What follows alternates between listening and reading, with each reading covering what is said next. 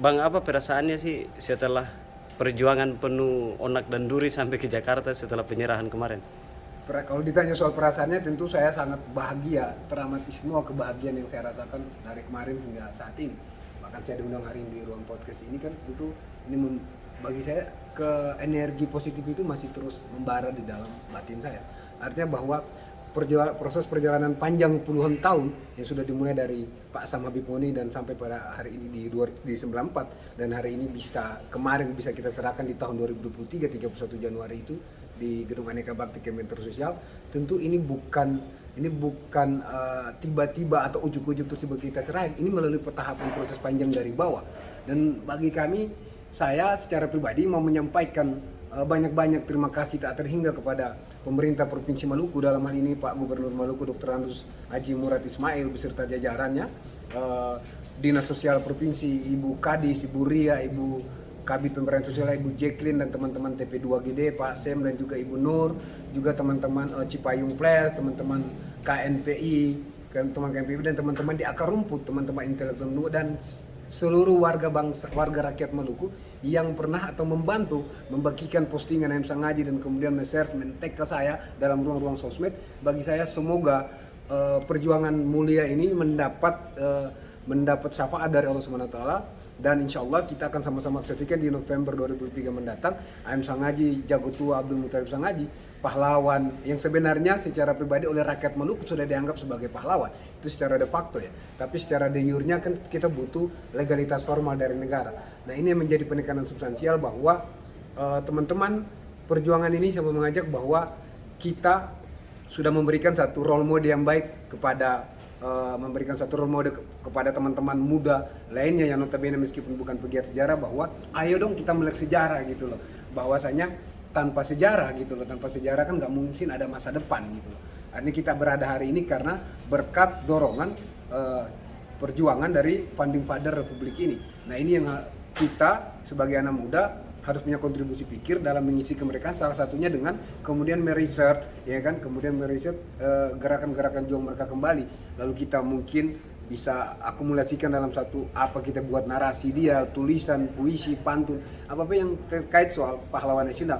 Jadi momentum-momentum bicara soal konteks kepahlawanan itu tidak saja pada momentum 17 Agustus atau peringatan semangat 10 November Hari Pahlawan, tetapi lepas dari itu ini yang harus terus menjadi giliat juang teman-teman, bahwa persoalan bangsa ini ya kan harus kita lihat dia utuh. Kenapa? Supaya kemudian kita tidak berkonflik dalam konteks komunal. Kenapa? Ya kita harus belajar dari sejarah bahwa founding father itu sudah memberikan legacy.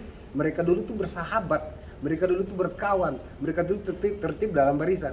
Artinya bahwa mereka dulu tidak bicara soal konflik disparitas, tidak bicara soal segregasi wilayah apapun itu, tapi mereka bicara soal bagaimana mempersatukan kebinekaan, mempersatukan keanekaragaman dalam bingkai Indonesia, negara kesatuan Republik Indonesia, sesuai dengan semangat Pancasila, Undang-Undang Dasar 45, dan ini harus menjadi jati diri pandangan hidup kita sebagai anak muda. Nah, dalam konteks ini saya mau sampaikan bahwa teman-teman terus mendoakan ikhtiar juang yang kami lakukan. Lalu saya mau sampaikan lagi bahwa AMSA Ngaji, ketika kita serahkan dokumen usulan kemarin kepada Kementerian Sosial RI, AMSA Ngaji itu menjadi tokoh calon pahlawan nasional yang diusul pertama kali, yang diusul pertama di tahun 2023. Nah, semoga dengan beliau diusulkan pertama itu, ini juga dengan sendirinya akan menjadi catatan khusus, catatan istimewa pemerintah Republik Indonesia, dalam hal ini Presiden Jokowi selaku decision maker di bangsa ini, karena kita tahu apapun itu kan keputusan atau hak prerogatif, kompetensi absolut ada di meja atau tangan Pak Presiden yang terhormat Bapak Insinyur Joko Widodo. Abang, apa pesan atau semangat AMSA Ngaji yang perlu disampaikan? Teman-teman, saya mau sampaikan bahwa setiap pahlawan kan dia punya diksi atau dia punya semangat narasi heroisme, ya kan, soal semangat patriotisme. Nah, saya mau sampaikan bahwa AMSA Ngaji ketika ayahnya Abdullah Sangaji berkunjung ke Surabaya tahun 1921 untuk meminangnya atau mengundangnya pulang ke kampung halaman menjadi raja, dan kemudian AMSA Ngaji menolak, ada satu diksi bagi saya yang menyemangati kita sampai hari ini, dan itu tentu ini adalah hidup adalah pilihan. Tetapi AMSA Ngaji menolak keistimewaan menjadi sang raja, lalu dia berkata kepada ayahnya bahwa lebih baik berjuang untuk Indonesia merdeka daripada menjadi raja.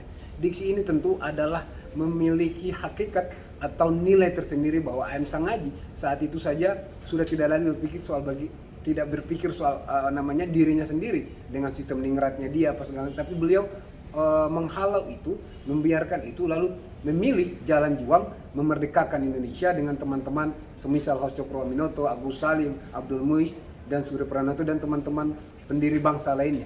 Nah ini tentu harus menjadi satu nilai tersendiri bagi generasi muda Maluku khususnya dan generasi muda Indonesia bahwa AM Sangaji ini, saya punya keyakinan setelah menjadi pahlawan nasional, AM Sangaji juga harus masuk dalam tataran wacana kurikulum identitas sejarah nasional. Artinya bahwa beliau harus menjadi diskursus-diskursus intelektual di ruang-ruang kesejarahan, ruang-ruang intelektual etik orang Indonesia. Saya kira seperti itu. Terima kasih.